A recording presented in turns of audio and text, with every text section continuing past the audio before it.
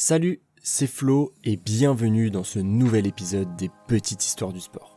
Je suis ravi de te retrouver aujourd'hui, on va plonger dans l'une des anecdotes les plus fascinantes de l'histoire du football et du marketing, mettant en scène l'un des plus grands joueurs de tous les temps, Johan Cruyff. Avant de commencer, laisse-moi te rappeler que Split, notre partenaire, te propose toujours son offre spéciale. Si tu utilises le lien en description, tu bénéficies de 3 € offerts sur ton compte. C'est l'occasion de faire des économies sur tes abonnements tout en soutenant le podcast. Maintenant, enfile ton maillot et lâche tes crampons, on rentre sur le terrain en Allemagne de l'Ouest pour la Coupe du Monde 1974.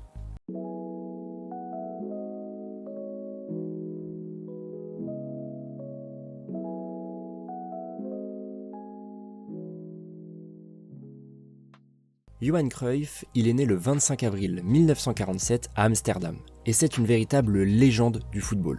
Surnommé le Hollandais volant, il a révolutionné le jeu autant en tant que joueur qu'en tant qu'entraîneur, avec son style unique et une vision avant-gardiste. Formé à l'Ajax Amsterdam, Cruyff il a dominé le football européen dans les années 70, remportant 3 Coupes d'Europe consécutives avec son club formateur entre 1971 et 1973.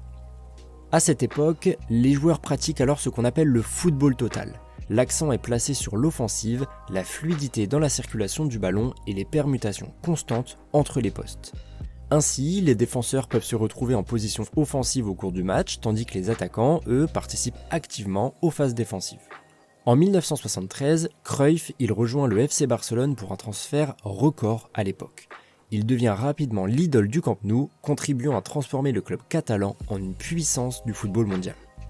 Dans sa carrière, l'attaquant des Oranges sera élu Ballon d'Or en 1971, en 1973 et en 1974, et deviendra le premier joueur à avoir remporté 3 fois ce trophée. Rien que ça.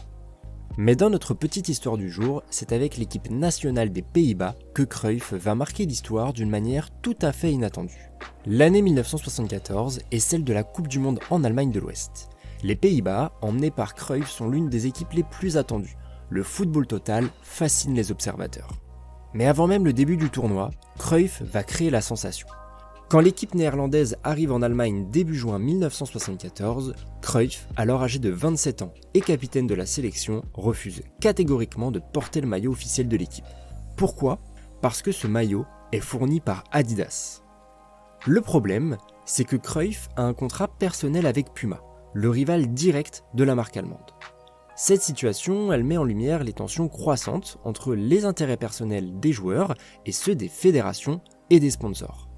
On a un véritable cas d'étude en termes de sport business et même plus généralement de marketing. Cruyff est en plus de ça un joueur très soucieux de ses intérêts et de son image. Alors, il refuse de faire de la publicité gratuite pour Adidas. La fédération néerlandaise de football se retrouve dans une situation assez délicate. D'un côté, elle a un contrat avec Adidas, qui stipule que tous les joueurs doivent porter l'équipement complet de la marque. De l'autre, elle ne peut pas se permettre de se passer de son meilleur joueur pour la Coupe du Monde. Johan Cruyff, un peu rebelle sur les bords, décide de prendre les choses en main. Il se fait confectionner un maillot spécial, identique à celui de ses coéquipiers, mais avec seulement 2 bandes noires au lieu des 3 caractéristiques d'Adidas. Et il ne s'arrête pas là, il fait également modifier son short et ses chaussettes pour n'avoir que 2 bandes. Cette décision, elle crée un véritable tollé. Jacques Hougoning, alors président de la fédération néerlandaise, se souvient. Johan Cruyff s'était mis en travers du contrat de sponsoring Adidas avec son maillot à 2 bandes. Pour nous, à la Fédé, ça nous compliquait les choses. Alors, il a fallu trouver un compromis et on a perdu du temps. Adidas, furieux, propose même d'empêcher Cruyff de jouer. Mais la fédération néerlandaise sait qu'elle ne peut pas se permettre de laisser son meilleur joueur sur le banc. Aux Pays-Bas, personne n'aurait accepté que l'idole Johan Cruyff ne joue pas à cause d'un conflit de sponsoring. Finalement, après d'intenses négociations, un compromis est trouvé. Cruyff est autorisé à porter son maillot à 2 bandes tout au long du tournoi.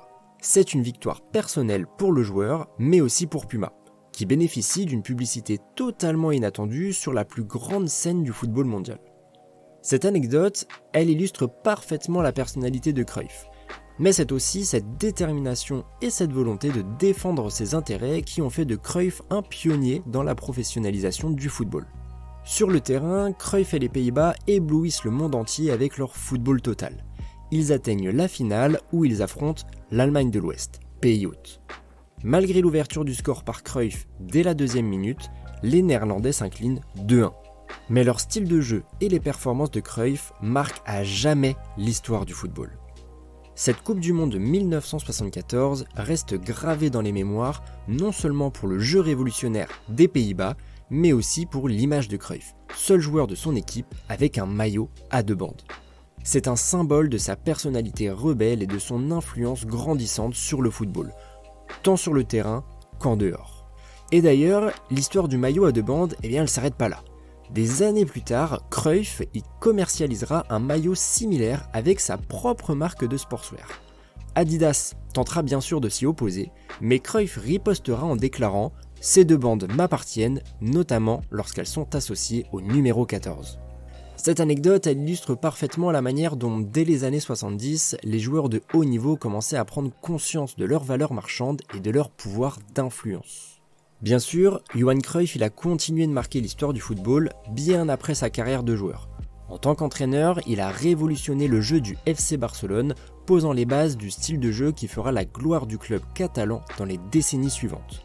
Son influence se fait encore sentir aujourd'hui, tant dans le jeu que dans la philosophie de nombreux clubs et entraîneurs à travers le monde.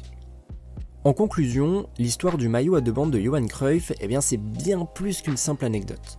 C'est un peu le symbole d'un changement d'époque dans le football où les joueurs commencent à prendre le contrôle de leur image et de leurs intérêts commerciaux. C'est aussi le reflet de la personnalité unique de Cruyff, rebelle, visionnaire et toujours prêt à défier les conventions pour imposer ses idées. D'ailleurs, un de ces maillots à 2 bandes faisait partie de la collection de Louis Nicolin, ancien président du MHSC décédé en 2017. Véritable personnage du football français, Louis Nicolin était un grand collectionneur de maillots. Il y a quelques extraits sur YouTube et Dailymotion où RMC s'était rendu dans ce musée et une autre vidéo où Julien Cazard a eu l'honneur d'une visite avec Loulou Nicolin en personne. Franchement, ça fait rêver. Merci d'avoir écouté cet épisode des Petites Histoires du Sport. N'oublie pas de t'abonner pour ne rien manquer des prochaines petites histoires. Partage cet épisode avec tes amis, viens échanger tes impressions sur nos réseaux sociaux. Ça compte beaucoup pour moi et pour le développement du podcast. Tu peux retrouver tous les moyens de me contacter en description. D'ailleurs, je te conseille très fortement d'aller faire un tour sur Instagram puisque tu auras quelques informations sur le prochain épisode dans les jours suivants. Un nouveau format arrive pour ce podcast puisque j'aurai la chance de recevoir un premier invité pour une interview. C'était Flo, on se retrouve dans 2 semaines pour une nouvelle petite histoire du sport.